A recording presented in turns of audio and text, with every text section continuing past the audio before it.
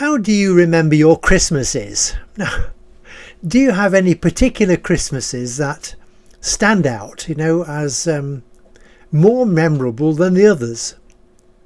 Are they Christmases from your childhood? Now, I've got one particular memorable Christmas that I don't think I shall ever forget because I got a tanning for it. It was 1953. Could be in 54.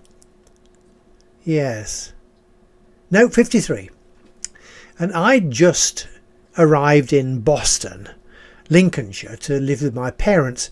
Previously, if you follow my stories, you'll read about the time my father left home and he tried to escape. Unfortunately for him, he wasn't successful. And he began a new life in Boston and Lincolnshire with a new job, and he got chased by my mother and they began living again together there. Anyway, in the meantime, I stayed at Harrogate with grandmother. This all happened in 50. Yeah. And grandmother and I were there for 3 years at 22 Bilton Grove Avenue. I don't know how she managed there because it was just her and me and a lodger. Occasionally a couple of lodgers.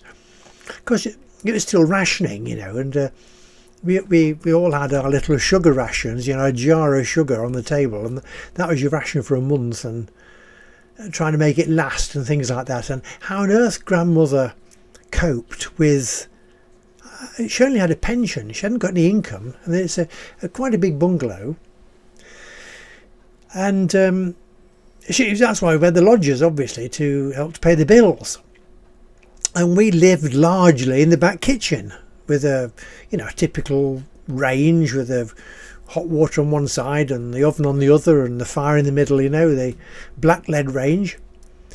And I went to school, and you'll read about my episodes going to school. In one of them, the memorable one is about warp speed at Harrogate bus station. That's one of my most popular stories. So let's go back to Boston, and I left grandma in Harrogate, and she was there on her own then. I wasn't a lot of help, was I? I was only, I was 9, coming 10. So, I suppose I must have been some help for her. So, anyway, we got to living at 129 London Road, opposite the bus garage. Well, yeah, it was a bus garage still, and Tissington's small holdings, dead opposite, which is now Woodside Housing Estate. It was Tissington's family. They were like market gardeners. Now, I was dare mad, and there's one thing I insisted on while I lived in Harrogate with grandma was the Eagle, and I got the Eagle comic sent by my father every week. Came in the post, and I don't know how he managed that. Anyway, it came, and I was happy with that. So I was dare mad, and it was a fantastic, it wasn't just a comic. It was educational. The Eagle was definitely an educational publication.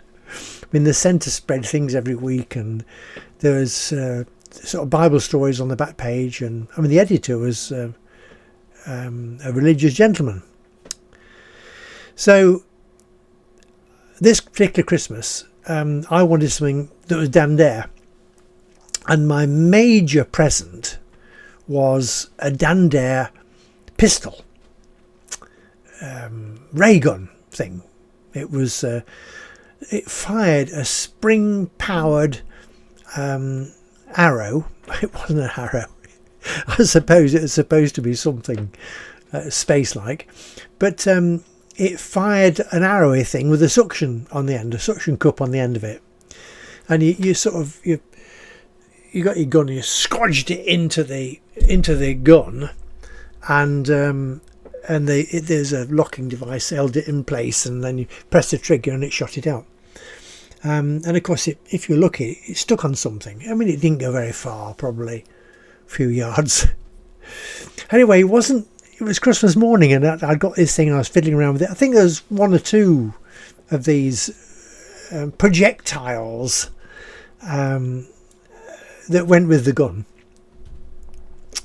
Anyway, I loaded one of these projectiles, and I think I spat on the end of it, because that was, I mean, even all kids knew it. If you spat on the end of a suction cup, it made it stick better, even in 1953. So I spat on this, and by accident I pulled the trigger, and it shot upwards.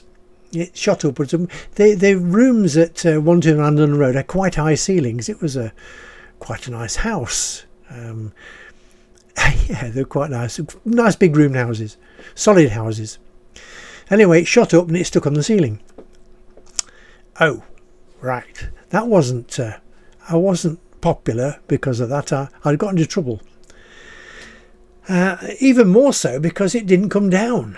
There it was, all Christmas Day, all Boxing Day. It was stuck on these lovely plaster ceilings, with cornices around the edges and things. And this thing was stuck on the ceiling. My damned dear. I think the gun was taken away. What did they say? I can't remember the words nowadays they use. It was removed from my use.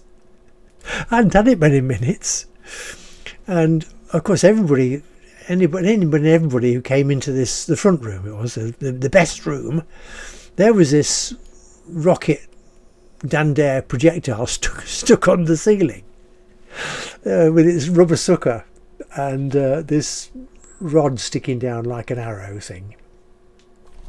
I think it must have been about 12 inches long. Yeah, the whole thing. Grey plastic, if I remember rightly, with a rubber sucker. Anyway, it did eventually come down, I think about after 3 days, but much to my distress, it left a blinking great black ring in the ceiling. I don't think we decorated the house very often, and I think for the rest of my time there, right up until 1960s, another 10 years. Yeah, 10 years later it was still there, the black ring on the ceiling of my Dandair rocket gun.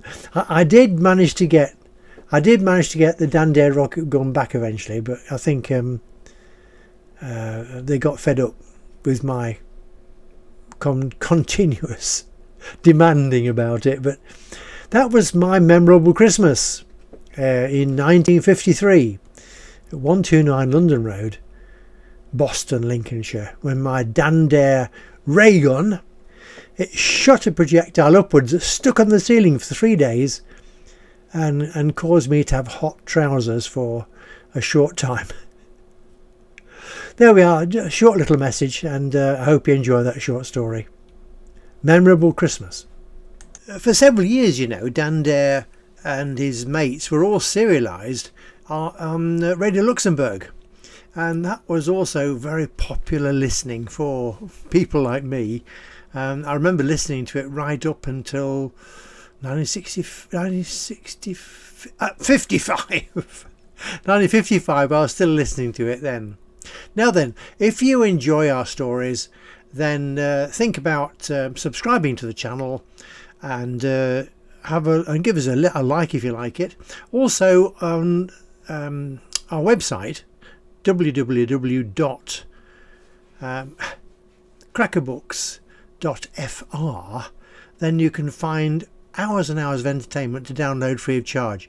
There are over 200 audio blogs on our Buzzsprout site, and on the actual basic website you can find over 10 complete books to download and have a look at when you feel like it. They'll download to anything.